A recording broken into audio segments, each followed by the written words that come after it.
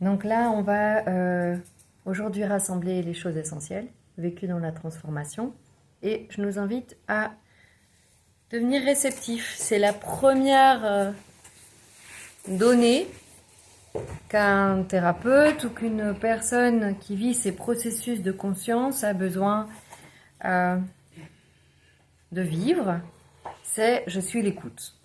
On est d'accord? C'est le premier point essentiel. Je suis l'écoute. Et comment est-on l'écoute? Je suis la bonté et la dignité humaine.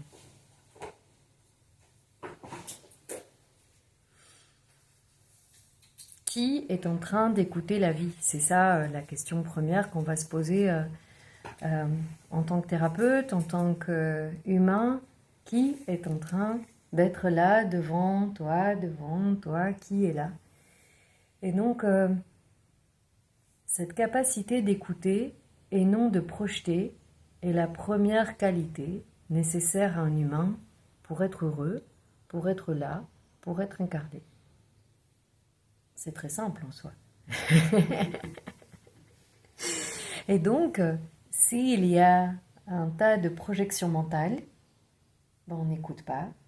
Et si on n'écoute pas, on projettera un soin, on projettera une conversation, on projettera une rencontre.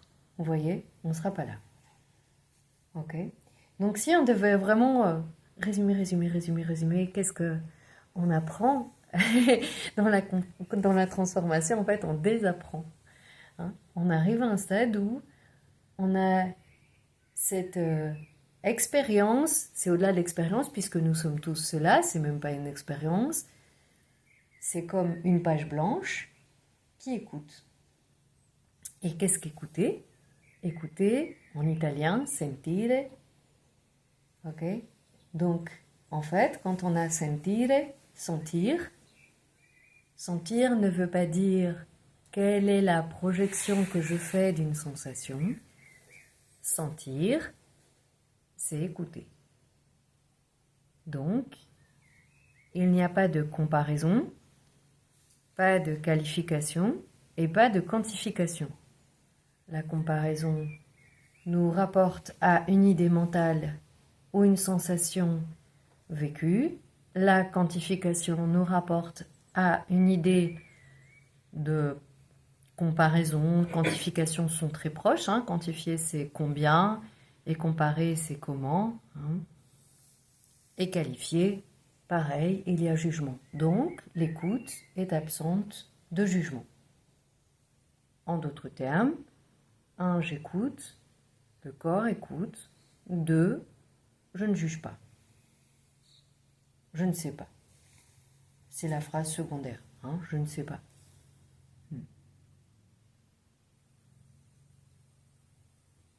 On va juste se poser dans l'expérience, dans ce qui se passe là, quand je suis ici, j'écoute.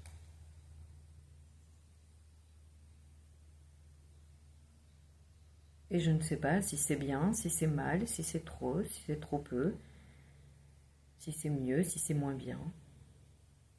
Je ne sais pas.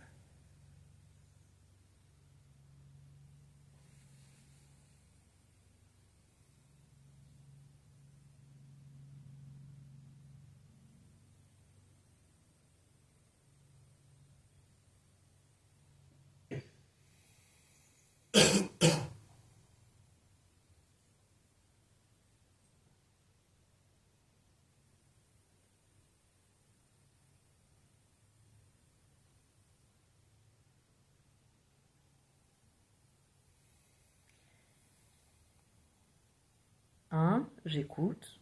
2, je dépose toutes les croyances. C'est une autre manière de le dire. Donc ça ne veut pas dire qu'il n'y a pas une connaissance, mais on dépose les croyances. Les déposer ne veut pas dire les abandonner ou les planquer dans un placard. Ça signifie ici maintenant, mes croyances, les croyances, je les dépose. Je ne sais pas.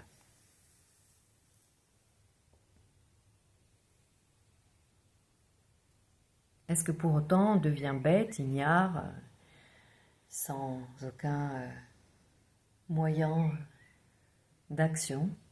Non, c'est juste une autre part de nous qui va avoir de la place. On est d'accord? Donc, de nouveau, je reviens. 1, j'écoute. 2, je dépose les croyances, qui signifie je ne sais pas. Et 3, apparaît toute une autre part de nous-mêmes. La part essentielle, l'esprit.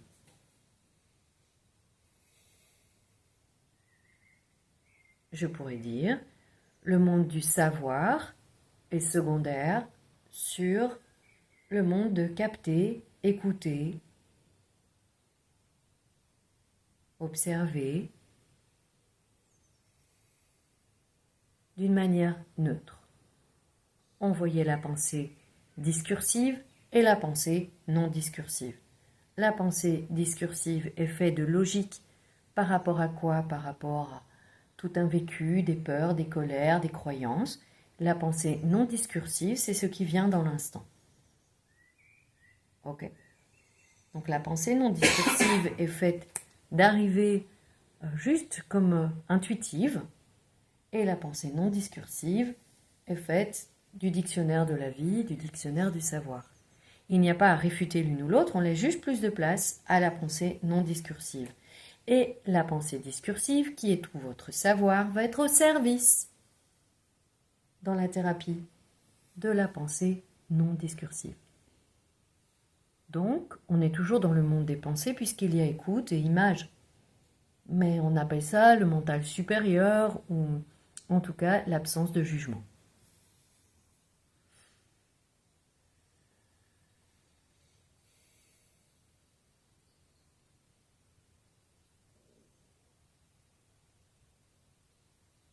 Et on va se poser la question, comment est la vie? Comment ce sera quand je serai l'écoute, pleinement l'écoute?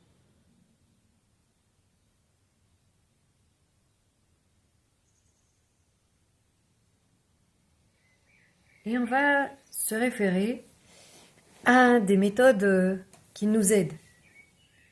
Dans le chamanisme, en réalité, quand on fait l'appel à l'animal totem, c'est la pensée non discursive. Donc c'est une image que nous avons, une force, une sensation, qui est la pensée non discursive. Ce qu'on appelle d'ailleurs le GPS. Ça veut dire, ah ben ça t'amène là où tu as besoin d'aller. Donc écoute l'animal totem signifie, écoute cette pensée non discursive. Écoute le monde spirituel qui t'entoure signifie, écoute la pensée non discursive. Vous saisissez? Elle est plus symbolique, elle est plus directe. Ok? Et au-delà de cela, je suis la pensée non discursive. Donc, on arrête de le dissocier et on sent qu'en fait, on le vit directement. Vous saisissez? Et donc, chacun a une couleur, une forme intérieure. Il est un hologramme particulier de la vie qui fera que les informations seront l'image de tout ce qu'il est.